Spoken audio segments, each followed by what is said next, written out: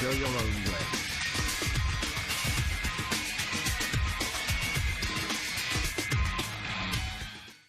KCTV5 News investigation exposed the problem.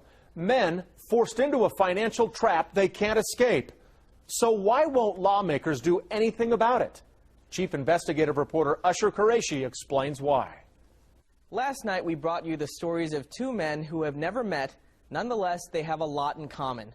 Both men are proud, loving fathers to their children. Both struggle to make ends meet. And both pay child support for children that they did not father. How can this happen? Believe it or not, it's the law. Basically, 8 years ago, I was railroaded into being a father of a child that wasn't even mine. I would gladly send him back the checks, but it's still the matter of them making him pay for something that's not his.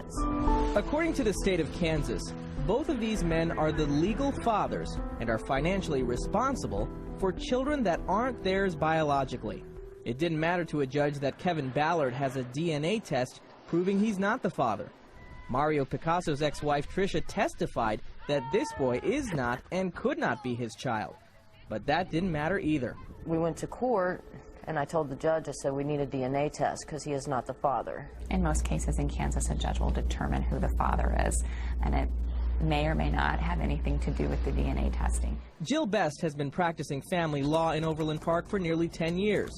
She says the laws in Kansas focus more on identifying a financially responsible father rather than determining who should actually be responsible, which she says may explain why DNA evidence is largely disregarded. Well, I think the state's motivation, obviously, is making sure that someone besides the state is on the line to financially support a child.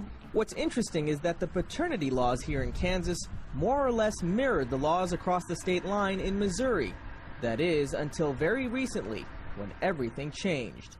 Too often, I met fathers who told me they didn't even know that they'd been named the father until their check got garnished. Former Missouri State Senator Jeff Smith became interested in the issue more than a year ago, after hearing the stories of countless men who felt victimized by the current system. That's not right. No one should be forced to continue financially supporting a child who's not theirs. So he set out to change the laws, and succeeded, in the form of Senate Bill 141. Now, presumed fathers have a better chance of contesting paternity with the aid of DNA evidence. Finally, in Missouri, I think we've done the right thing, and we've struck a blow for justice.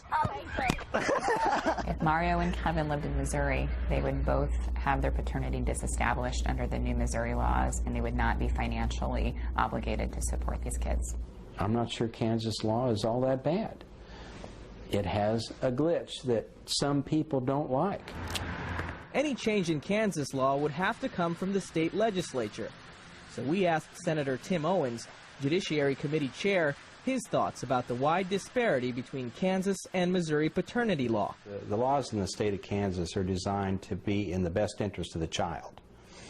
Now, sometimes that doesn't look like it's in the best interest of the adults that are involved. And cases like Mario's and Kevin's, he says, are not enough to merit a change in the law. You know, right now we think that unless there's something that comes forward that is so egregious or it's so rampant, I don't think we're going to be looking at changing the law in Kansas on that basis. The Kansas Division of Child Support Enforcement tells us it is credited with establishing paternity in over 6,600 cases over a recent 12-month period. But the agency says it could not tell us how many men are paying child support for children that are not theirs. And the agency's director refused our repeated requests for an on-camera interview. Usher Qureshi, KCTV5 News.